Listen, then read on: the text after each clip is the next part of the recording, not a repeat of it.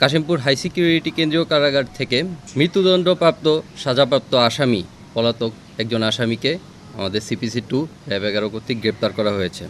গত 5 আগস্ট 2024 তারিখ দেশব্যাপী বৈষম্য বিরোধী ছাত্র আন্দোলনের তোপের মুখে সরকার পদত্যাগ করে এবং সেই উদ্ভূত সংকটাপন্ন পরিস্থিতিতে কাশিমপুর কেন্দ্রীয় কারাগার থেকে কিছু আসামি পালিয়ে যায় এবং 6 তারিখে 8:45 ঘটিকায় উক্ত ঘটনা সংঘটিত হয় এবং আমাদের কাছে যে বন্দী রয়েছেন উনি কন্ডেম সেলে দণ্ডাদেশপ্রাপ্ত একজন দণ্ডপ্রাপ্ত আসামি।